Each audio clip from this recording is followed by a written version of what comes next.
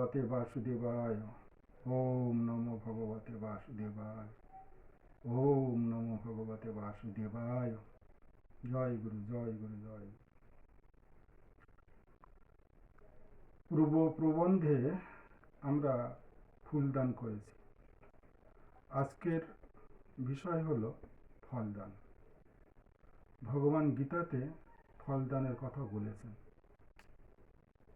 কিন্তু কি ফল দিতে হবে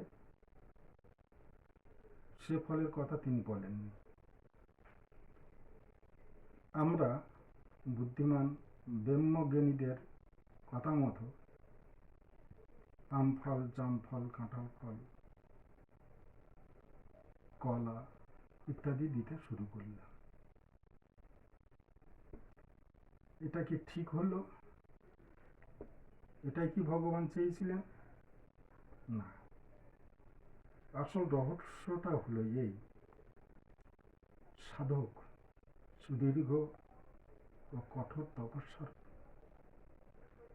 ফলে সাধকের বহুবিধ যোগৈশ্বর্য লাভ হয়েছে, অনিমা লঘিমাদি যোগৈশ্বর্য লাভ হয়েছে। সে ভগবান কালী, কৃষ্ণ, শিব ইত্যাদি দেখেছে। এইসব নিয়েই সাধক থাকতে চায়। এটা সাধকের একান্ত কষ্টের ধন। কিন্তু এ সমস্ত নিয়ে থাকলে তো হবে না, এগুলো সবটাই ভগবানের সমর্পণ করতে হবে।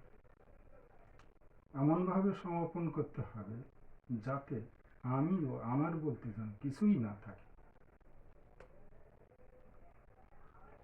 আমি ভগবান দেখছি, এই কথার বলার অর্থ হলো আমি এবং ভগবান এই দ্বৈত সত্তা। একেই বলে দ্বৈতবোধ, দ্বৈতবাদ। এটাই সকল দুঃখের মূল। আমি দেখছি, অর্থাৎ কে দেখছে? আমার মন দেখছে। তার অর্থ হলো এই, মন এখনো মনাতীত হতে পারেনি, মন এখনো বেঁচে আছে।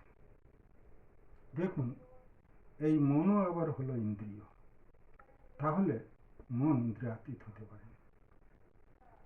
কিন্তু সাধককে এসবের অতীত অবস্থায়, জ্ঞানাতীত নিরঞ্জনক অবস্থায় যেতে হবে। সাধকের প্রাপ্ত যোগৈশ্বর্য গুরুচরণে সমর্পণ করতে হবে। শেষ পর্যন্ত সাধকও তাই করে থাকে। এটাই হলো ফলদান। এরপরে সাধকের আমি বলে কোনো কিছু থাকে না।